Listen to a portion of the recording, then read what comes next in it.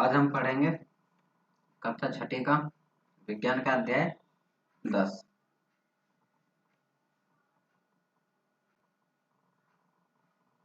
ठीक है भाई, अध्याय 10 विज्ञान का अध्याय 10 गति एवं दूरियों का मापन। मतलब गति का माप, गति को कैसे मापा जाए और दूरियों को कैसे मापा जाए, डिस्टेंस को कैसे मेजर किया जाए। ठीक है, स्पीड को और डिस्टेंस को।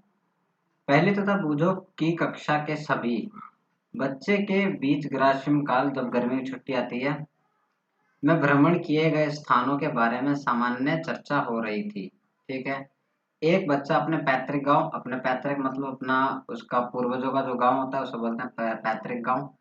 गांव पहले रेलगाड़ी ली उसने, उसके बाद वहां फिर बस में यात्रा की, अंत में उसने बैलगाड़ी की यात्रा की, उसके बाद वह पहुंच पाया अपने गांव। ठीक है, ठीक है। एक विद्यार्थी ने वायुयान से यात्रा की, वायुयान एरोप्लेन से। एक अन्य विद्यार्थी ने अवकाश के दिन अनेक दिन अपने चाचा जी की नाव में सैर करके अनेक मछली पकड़ने में व्यतीत किए। ठीक है भाई, उसने नाव के अंदर से है कि नाव नाव के अंदर, इन सब ने कुल मिला के क्या करी, यात्रा की, एक स्थान से दूसरे स्थान तक गए हैं। ठीक है, चाहे माध्यम कोई भी रहा हो। इसके पश्चात अध्यापक ने विद्यार्थियों से समाचार पत्र में उन लेखों को पढ़ने के लिए कहा जिनमें उन छोटे पहिए वाले वाहनों के बारे में वर्णन है जो मंगल ग्रह की धरती पर चलते थे, और प्रयोग के लिए इन वाहनों को मंगल तक ले जाने का कार्य अंतरिक्ष यान द्वारा किया गया। अब देखो भाई, अंतरिक्ष यान और मंगल यान, मंगल पे क्या था भाई, मंगल ग्रह है, और मंगल ग्रह के ऊपर रोबोटिक्स के द्वारा एक छोटे छोटे पहिए होते हैं, उसके द्वारा चलने वाली एक कंट्रोल कार होती है भाई, एक मशीन होती है रोबोटिक्स। ठीक है भाई, उसको भेजा गया। और ये किसकी सहायता से, अंतरिक्ष यान रॉकेट की सहायता से। ठीक है, इसमें भी क्या होता है भाई, डिस्टेंस ट्रेवल की गई, एक दूरी तय की गई। ठीक है, यातायात की कहानी। अब देखो, प्राचीन काल में लोगों के पास यातायात के कोई साधन नहीं थे, कोई जो आधुनिक साधन दिखाई देते हैं। ठीक है, एक स्थान से दूसरे स्थान तक जो बच्चे अभी गए थे भाई, ट्रेन से, बस से, ये सारे के सारे प्राचीन काल में नहीं थे, बहुत पुरानी बात कर रहे हैं भाई। ठीक है, वे पैदल चलते थे, पैदल ही यात्रा करते थे, तथा अपना सामान अपनी पीठ पर लाद कर ले जाते थे। ठीक है, अपना सामान कहाँ रखेंगे, अपने पीठ पर या सर पर रख के लेके जाते थे। बाद में मानव या बाद में मानव यातायात के लिए पशुओं का उपयोग करने लगा। पशुओं मतलब कि जैसे घोड़ों के ऊपर बैठ के जाने लगा, और फिर बैलगाड़ियां बनानी शुरू कर दी। ठीक है, प्राचीन काल में जल मार्गों में आने जाने के लिए नावों का उपयोग किया जाता था। जल मार्ग मतलब जो नदियां होती है, नदी होती थी, उसके अंदर से नाव बना करके, ठीक है, नाव बना करके फिर ये एक स्थान से दूसरे स्थान तक जाते थे, यात्रा करते थे जल मार्ग के द्वारा। आरंभ में लकड़ी के लट्ठों से, जिनमें खोखली गुहिकाएं बनाई जा सके, नाव बनाई जाती थी। इसके पश्चात लोगों ने लकड़ी के भिन्न टुकड़ों को आपस में जोड़कर नाव की आकृति बनाना सीख लिया। ये भाई नाव का आविष्कार किस किस तरीके से दिन प्रतिदिन बदलते बदलते बनाया गया। ये नावें जल में रहने वाले जीव की आकृति के सुदृश्य थी। मतलब जिस प्रकार से मछली होती है ना भाई, एरोहेड में ऐसे तीर के निशान की तरह, उसी तरीके से नावों का करागे आगे से पतला रहता, कोनिकल रहता भाई, शंकु की तरह। पहिए के आविष्कार ने यातायात की प्रणाली में अत्यंत महत्वपूर्ण परिवर्तन किए। अब भाई बहुत बड़ा बदलाव आया जब इंसान ने पहिया बना लिया। जैसे ही पहिया बन गया, तो उसके बाद बदलाव आया कि पहिया बन गया, अब एक स्थान से दूसरे स्थान तक पहिए वाली गाड़ी को जानवरों से खींचा जाने लगा। ठीक है, सबसे चेंजिंग पॉइंट था जब पहिया बना। पहिया बनने के बाद ही आज आज तो पहिए के बहुत रूप बदल चुके हैं भाई। ठीक है, बहुत डिजाइन आ गए हैं पहिए में भी। व्हील अत्यंत महत्वपूर्ण परिवर्तन किए। पिछले हजारों वर्षों में पहिए के डिजाइन में सुधार किए गए हैं। पहिए पहिए पर चलने वाली गाड़ियों को खींचने के लिए पशुओं का उपयोग किया जाता था। ठीक है, पशुओं को लगा दिया जाता भाई, पहिए वाली गाड़ी बनाई जाती थी, उन्हें पशु खींचते थे, एक दो तीन चार। ठीक है, जितना भारी गाड़ी उतने ज्यादा पशु लगाए जाते थे भाई। रथ बनाना शुरू करा, बैलगाड़ी बनानी शुरू कर दी। 19वीं शताब्दी के प्रारंभ तक, 19वीं शताब्दी का मतलब है सन 1800। ठीक है भाई, सन 1800 के आसपास, 1800 ईस्वी तक। ठीक है भाई, 19वीं शताब्दी का मतलब। वे प्रारंभ तक भी लोग एक स्थान से दूसरे स्थान परिवहन के लिए पशुओं, नावों तथा जहाजों पर निर्भर करते थे। वाष्प इंजन, स्टीम इंजन आया भाई, भाप का इंजन आया इसने और तेजी गति प्रदान की भाई, मानवों के यातायात में गति प्रदान करना। भाप के इंजन ने बहुत अहम भूमिका निभाई भाई, गति प्रदान कर दी। ठीक है। भाप के इंजन के आविष्कार से परिवहन परिवहन के नए साधनों का विकास हुआ।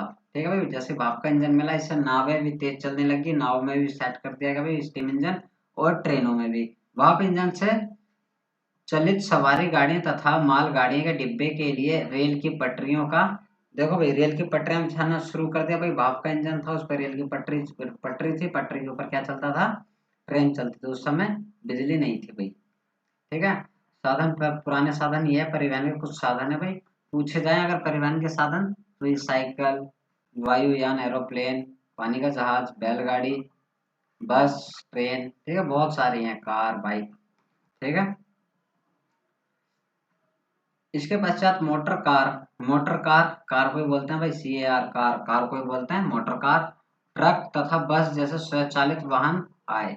ठीक है, स्टीम इंजन के बाद ये स्वचालित वाहन आए, डीजल पेट्रोल डाला जाता है, CNG भी आई। ठीक है। जल पर परिवहन के साधन के रूप में मोटर से चलने वाली नाव और जहाजों का उपयोग होने लगा। ठीक है, मोटर बोल्ट, मोटर से चलने वाली नाव और जहाजों का। 19वीं शताब्दी के प्रारंभ में वर्षों में वायुयान का विकास हुआ। ठीक है भाई, कब ये कब 19वीं शताब्दी के प्रारंभ में वायुयान को भी इजाद कर लिया गया, खोज लिया गया। ठीक है। बाद में सुधार किए किए गए और इन्हें यात्री तथा सामान ले जाने योग्य बनाया गया। ठीक है, दो भाइयों ने बनाया था भाई वायुयान, राइट ब्रदर्स ने। फिर इसमें बदलाव किए गए कुछ, और फिर ये सामान ढोने के लिए और एक व्यक्ति को दूसरे स्थान तक ले जाने के लिए बनाया गया। ठीक है। विद्युत रेलगाड़ी, एकल रेल, एक पटरी रेल, प्राध्वनिक सुपरसोनिक, जैसे ब्रह्मोस मिसाइल है ना, ये सुपरसोनिक फाइटर जेट होते हैं। ठीक है, लड़ाकू विमान, ये सभी सुपरसोनिक होते हैं। वायुयान तथा अंतरिक्ष यान 20वीं शताब्दी के कुछ योगदान है। ये 20वीं शताब्दी में, 20वीं का मतलब 1900 ईसा पूर्व में बनाए गए। ठीक है। सुपरसोनिक न्याय है, सुपरसोनिक वही जो वायुयान होते हैं, लड़ाकू विमान होते हैं ना, जिससे लड़ाई लड़ी जाती है, जंग लड़ी जाती है, वो होती है, मिसाइल होती है, उसको बोलते हैं सुपरसोनिक विमान। बहुत तेजी से चलते हैं, बहुत हाई स्पीड होती है इनकी। ठीक है। अंतरिक्ष यान, स्पेस शिप, जो आसमान में जाते हैं भाई, इसमें बैठ करके अंतरिक्ष में जाते हैं। ठीक है। ये सभी यातायात के साधन है परिवहन के। ये डेस्क कितना चौड़ा है, अब भाई मापने की बात हो रही है, गति की तो बात हो गई, अब मापने की बात हो रही है। आप ये कैसे पता लगाएंगे कि आप अपने स्कूल तक की दूरी पैदल चलकर तय कर सकते हैं, अथवा स्कूल पहुंचने के लिए आपको बस अथवा रिक्शे की आवश्यकता होगी। अब भाई ये कैसे पता लगाओगे आप कि हम पैदल जा सकते हैं स्कूल, या बस चाहिए, या ट्रक चाहिए, ट्रेन चाहिए। ठीक है। तो ये ऐसे पता चलेगा भाई तुम कितनी दूर जा रहे हो। अगर थोड़ी नजदीक में जा रहे हो, ठीक है, कुछ किलोमीटर में, 1-1.5 किलोमीटर के दायरे में जाओगे, तो भाई पैदल भी जा सकते हैं या साइकिल से जा सकते हैं। ठीक है। अगर ज्यादा लंबा डिस्टेंस जाना है, 10 किलोमीटर, 20 किलोमीटर, तो आप बस लेनी पड़ेगी, बस का उपयोग करना पड़ेगा। यातायात के साधन में बस का उपयोग करना पड़ेगा, किसी गाड़ी का उपयोग करना पड़ेगा। ठीक है। ठीक है, बाजार जाते समय आप, बाजार कितना दूर है, अगर नजदीक है बाजार तो पैदल जा सकते हैं, नहीं तो किसी वाहन का उपयोग करा जाएगा। ठीक है।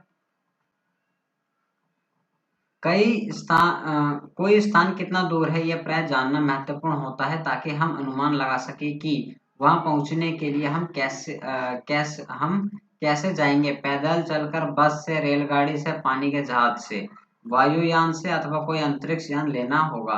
अंतरिक्ष यान तो बस केवल अंतरिक्ष में जाने के लिए ही लेना होगा भाई। ठीक है। अंतरिक्ष यान से आप धरती पे ट्रेवल नहीं करना है इधर से उधर, वायुयान से कर सकते हैं, अंतरिक्ष यान से नहीं। ठीक है, बहुत महंगा भी पड़ेगा और नहीं भी है भाई। ठीक है। ठीक है। अब ये देखो भाई, ये डेस्क है, अगर मान लो दो दोस्त डेस्क के ऊपर बैठे हुए हैं। ठीक है, एक ए है और एक बी है। ठीक है। अब ये कहता है कि अगर मान लो कि भाई तुमने ज्यादा कवर कर रखा है एक डेस्क का हिस्सा, तो क्या करोगे भाई, इसको डिवाइड कर दोगे, बीच में से आधा आधा कर दोगे। ये कैसे करोगे भाई, इसको नाप करके। नापने के लिए आप कुछ भी यूज कर सकते हो, जैसे यहाँ पे पहली और भुजों ने क्या यूज किया भाई, एक डंडा और एक गिल्ली। ठीक है, एक डंडा एक गिल्ली इधर, एक डंडा एक गिल्ली इधर, तो आधा आधा बट गया। ठीक है, गिल्ली डंडा से। अब भाई वो लकीर कुछ दिनों बाद मिट जाती है, फिर दोबारा लकीर खींचनी है भाई, डिवाइड करना है, बीच में से आधा आधा बांटना है। तो अब की बार वह गिल्ली डंडा था ना पुराने वाला, वो खो गया। अब की नया है गिल्ली डंडा। ठीक है, अब की गिल्ली डंडा के साइज में भी अंतर है। इधर एक गिल्ली एक डंडा रखा, फिर इधर एक गिल्ली और एक डंडा रखे, तो जगह पड़ गई भाई कम। ठीक है, ऐसा क्यों हुआ, क्योंकि हमारी या तो डंडा बड़ा या तो गिल्ली बड़ी थी, इसीलिए। ठीक है, हर जगह गिल्ली और डंडे से ही माप नहीं कर सकते। अब इसको नापने के लिए क्या उचित रहेगा भाई, इसको मापने के लिए या तो आप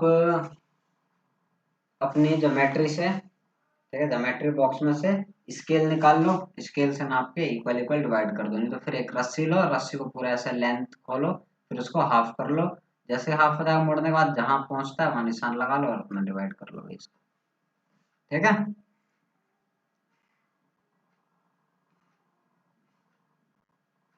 ठीक है, यही समझाएगा भाई, पैमाने में रस्सी का उपयोग करके हम इसको डिवाइड कर सकते हैं, क्योंकि पुराने समय में ऐसा ही किया जाता था भाई, रस्सियों से ही नापा जाता था। ठीक है, अब भाई नापना जरूरी क्यों होता है, देखो इसलिए होता है भाई, जैसे कोई टेलर है, दर्जी है, वो कपड़ा सिलने से पहले वो नापेगा कपड़े को। ठीक है, और आपकी लंबाई चौड़ाई भी नाप लेगा भाई। ठीक है, ताकि कपड़ा कम ना पड़ सके, या उतने में वो सिल पाएगा या नहीं सिल पाएगा। ठीक है, उतना आवश्यक है या नहीं है, अगर नहीं होगा तो मना कर देगा, नहीं तो फिर वो सिल देगा। इसी तरीके से अगर कोई अलमारी बनाना चाहता है भाई, कोई बड़ी है कारपेंटर है, वो अलमारी बनाना चाहता है, तो पहले लकड़ी को नाप लेगा, फिर उसके बाद बताएगा अलमारी कितनी ऊंचाई कितनी चौड़ाई की बनेगी। अगर ज्यादा ऊंचाई चौड़ाई चाहिए तो भाई और लकड़ी लानी पड़ेगी, या उतने में हो जाएगी, और नापने के पश्चात ही बता पाएगा, उसको मेजर करेगा फिर बताएगा आपको। ठीक है, किसान अपने खेत की लंबाई चौड़ाई से उसका क्षेत्रफल निकाल लेता है, और क्षेत्रफल क्या करेगा, उसी हिसाब से उस क्षेत्र के अंदर उतने ही वो बीज लगाएगा, उतने ही वो खाद डालेगा उसी हिसाब से, और उसको पानी भी उतना ही देना होगा। ये नहीं कि भाई थोड़ा सा क्षेत्र है छोटा सा और उसके अंदर बहुत सारे बीज डाल दिए, सारे पौधे उगेंगे तो नहीं रह पाएंगे भाई, कुछ पौधे अपने आप ही स्वतः ही खराब हो जाएंगे। ठीक है, कुछ मापन, देखो भाई मापन के लिए लंबाई चौड़ाई। ठीक है भाई, बहुत तरीके होते हैं नापने के, जैसे ये नापा जाता है भाई, बलिष्ठ से नाप रहा है भाई ये। ठीक है भाई, एक बलिष्ठ दो बलिष्ठ तीन बलिष्ठ ऐसे नाप लिया जाता है ना भाई, या मुट्ठी बंद करके भी नाप लेते हैं। बहुत तरीके होते हैं भाई, अपने अपने जुगाड़ होते हैं नापने के। ठीक है, लेकिन सही माप किससे होता है भाई, अगर मापक यंत्र हो तो कोई। ठीक है भाई, जैसे कि कोई स्केल हो फीता हो, उससे नापना ज्यादा सरल रहता है और अच्छा रहता है। ठीक है भाई, अपना मात्रक होता है भाई, जैसे कि ये एक बिलात। ठीक है भाई, ये बलिष्ठ जो है एक दो तीन इस हिसाब से बांट दिया जाता है, एक कदम से नाप के, एक कदम दो कदम। ठीक है, उस तरीके से भी बांट दिया जाता है। ठीक है, मेज की चौड़ाई मापना हो गया भाई, ये ठीक है, ये बता दिया इसके अंदर जो लिखा था। मापन के मानक मात्रक, मात्रक क्या होता है भाई, यही होता है प्राचीन काल में पैर की लंबाई, उंगली की चौड़ाई, एक कदम की दूरी, सभी मापक का मापक मात्रक के रूप में सामान्य उपयोग होता था। ठीक है, ये सभी का उपयोग किया जाता था सामान्य रूप से मापन के लिए। हड़प्पा सभ्यता, आपने एसएसटी में पढ़ा होगा सामाजिक विज्ञान में हड़प्पा सभ्यता के बारे में। वहाँ पे किस प्रकार की नालियां सड़कें रोड सभी बनी हुई थी भाई। ठीक है, और सभी नाप तोल के बढ़िया से बनाई गई थी, सभी सड़कें चौराहे की तरह से मैच करते थे भाई। ठीक है, सारी सड़कें एक दूसरे से मिलती थी, चौकोर थी, लाइन सीधी नहीं है भाई। ठीक है भाई, ऐसे कॉलोनी बसी थी, सारी गलियां एक दूसरे से खुलती थी, मिली हुई थी। ठीक है, ठीक है, ये हो गया कि संसार के विभिन्न भागों में लोग लंबाई के मात्रक के रूप में फुट का उपयोग करते थे। भाई देखो, संसार में लंबे ज्यादा स्तर पर लंबाई को नापने के लिए फुट का उपयोग किया जाता है। ठीक है। फुट सिमिलर होता है, कहीं कहीं स्थानों पर बदल जाता है 1 फुट। ठीक है, थोड़ा थोड़ा थोड़ा बहुत फर्क आता, ज्यादा नहीं। रोमवासी, रोम अब इटली है भाई। रोमवासी अपने पग अथवा कदमों से लंबाई नापते थे, अपने कदम चल करके 1 कदम 2 कदम कदमों से नाप लेते थे भाई लंबाई। ठीक है। शरीर के बहुत से भागों से, हाथों से नापा जाता है भाई, ठीक है, लंबाई। और कई होते हैं भाई अपने हाथ से लेकर के अपने ठोड़ी तक ले जाते हैं भाई, 1 मीटर का उस हिसाब से नाप लेते हैं, मीटर का हिसाब मान लेते हैं। अब भाई 1790 में फ्रांसीसियो ने मापन की एक मात्रक प्रणाली की रचना की जिसे मीटर पद्धति कहते हैं। तो मीटर पद्धति कहाँ से है भाई? फ्रांस से। फ्रांसीसियो ने इसका इजाद किया था। इसको क्या जाता है? एसआई मात्रक, अंतरराष्ट्रीय मात्रक प्रणाली।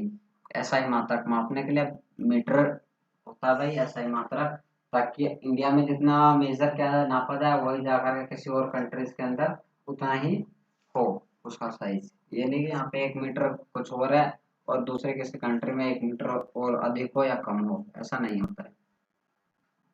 ठीक है। 1 मीटर में कितने 100 सेंटीमीटर होते हैं और 1 सेंटीमीटर में 10 mm होते हैं, छोटा होता है। ठीक है। और 1 किलोमीटर में 1000 मीटर होते हैं। ठीक है। लंबाई की यथार्थ परिशुद्धता माप। अब भाई ये लंबाई कैसे मेजर करोगे? ऐसा नहीं है स्केल लगा लिया और नाप लोगे भाई। कुछ तरीके होते हैं, कुछ प्रिकॉशंस होते हैं, वो ध्यान रखना पड़ेगा, जब भी नाप पाओगे, नहीं तो कुछ ना कुछ एरर आ जाएगा उसके अंदर, अशुद्धियां आ जाएगी नापने में, फिर सोचोगे हमने तो सही नापा था लेकिन ये ज्यादा या कम कैसे हो गया भाई। ठीक है। देखो कैसे, जैसे कि ये नापा जा रहा है इस चित्र के अंदर, ये बिल्कुल टच करके रखना और स्केल को सीधा रखना है। ठीक है, जैसे इसमें टेढ़ा रखा है ना स्केल, ये गलत है, बिल्कुल सीधा रखना है स्केल। ठीक है, और चिपका के रखना है, तभी मेजर कर पाओगे भाई कितना है। अगर ये टेढ़ा रखोगे तो नहीं हो पाएगा भाई मेजर। ठीक है। कुछ एरर आ जाएगा भाई, 1 आध 2 mm को ऊपर नीचे एरर आ जाएगा। ठीक है। और दूसरा कि इसको आगे से लगाना है, जैसे इसके अंदर बिल्कुल जीरो से स्टार्ट किया है ना भाई, जीरो लिखा नहीं होता, जीरो लिखने की जगह ही नहीं होती, इसीलिए जीरो से यहाँ से स्टार्ट करते हैं भाई, 1 2 3 4। ठीक है। ऐसा नहीं कि 1 से शुरू करो गिनती, 1 2 3 4, तो ये गलत है भाई। ठीक है, ये गलत तरीका है। तो ये तरीके, इसी तरीके से नापना है। अगर आप कपड़ा नापते हो, चाहे कोई पत्थर नापते हो, कुछ भी नापोगे इसी हिसाब से नापना है। ठीक है। ठीक है। अब भाई आपकी नजर जो होनी चाहिए बिल्कुल इसके स्ट्रेट में होनी चाहिए, इसके बिल्कुल सीधे में, तभी तो आपको ये दिखेगा, नहीं तो इधर से देखोगे तो 7 6 ये ऐसा दिख जाएगा, 6:30 8:30 ऐसा कुछ दिखाई देगा टेढ़ा से। बिल्कुल उसके फ्रंट में होना चाहिए, एकदम सामने मध्य में, अगर सही तरीके से नापना है तो। ठीक है, नहीं तो कुछ ना कुछ अंतर आ ही जाएगा। किसी वक्र रेखा की लंबाई मापना। किसी वक्र रेखा, कोई टेढ़ी रेखा है, उसकी लंबाई कैसे नापी जाएगी भाई? जैसे ये नापने की कोशिश कर रहे हैं, धागे की सहायता से किसी वक्र रेखा की लंबाई नापना है। टेढ़ी लाइन है ना भाई, इसको नाप रहा है भाई, ऐसे ऐसे नाप करके इसके ऊपर ऐसे धागा लेटाएगा भाई, उससे धागे को नाप लेगा और धागे की लंबाई जो होगी वही इस रेखा की लंबाई होगी। ठीक है। हमारे चारों ओर गतिशील वस्तुएं, हमारे चारों ओर गतिशील वस्तुएं सब एक स्थान से दूसरे स्थान तक आते जाते रहते हैं भाई। ठीक है। और सरल रेखा मतलब कुछ सीधी लाइन में गति कर रहे होते हैं, कुछ टेढ़ी लाइन में गति कर रहे होते हैं। ठीक है, जैसे कि चींटी है, यहाँ से अभी गति करते करते, ठीक है भाई, अपने हिसाब से गति कर रही है, तो ये गति के तरीके होते हैं भाई। ठीक है। गति के प्रकार, ये सरल रेखा में गति कर रहे हैं, बिल्कुल सीधे जा रहे हैं, ये भी सीधे जा रहे हैं भाई, कंटीजेंट। सरल रेखा गति के कुछ उदाहरण। ठीक है भाई, जो गाड़ियां हैं वाहन है उससे तेज जा रहे हैं, अगर टेढ़ी मेढ़ी चलाएंगे तो क्या होगा भाई? जिगजैग ड्राइविंग, लाइसेंस जब्त हो जाएगा भाई। ठीक है, चालान कट जाएगा। ये सीधी रेखा में डिसिप्लिन में चलते हैं, एक के पीछे एक सीधी रेखा में, ये नहीं कि बाजार में घूम रहे हैं अपनी मर्जी से कहीं भी। ठीक है। सेना के जवान।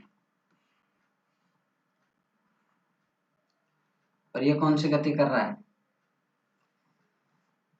ये बैल है भाई, पानी निकालने की एक कला है भाई। ठीक है, पहले निकाला था तो ट्यूबवेल मोटर से निकाल दिया जाता धरती में से पानी। यह है भाई वर्तुल गति। ठीक है भाई, वर्तुल गति मतलब कि राउंड राउंड राउंड, जैसे पंखा। ठीक है, ये भी गोल गोल राउंड करेगा। ठीक है, वर्तुल मतलब सर्कल मोशन। ठीक है। इस प्रकार की गति को वर्तुल्य गति कहते हैं भाई, सर्कल मोशन कहते हैं। बिजली का पंखा, इलेक्ट्रिक फैन जो होता है भाई, ठीक है, ये ऐसा नहीं है कि इधर उधर घूमता रहेगा, ठीक है, कि ये एक स्थान से दूसरे स्थान तक घूमता रहेगा, ऐसा नहीं है। ये अपने स्थान पर रहेगा लेकिन इसकी पंखड़ियां मूव करती रहेगी, ठीक है।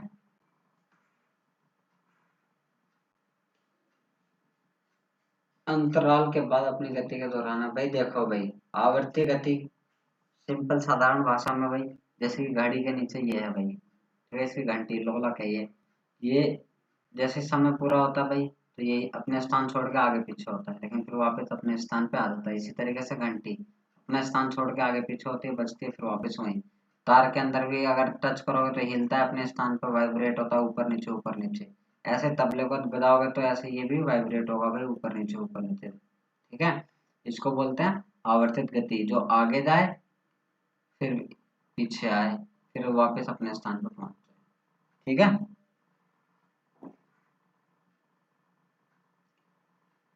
इसमें इससे हमें यह जानकारी मिलती है कि कोई वस्तु कितनी धीमी अथवा तीव्र गति कर रही है।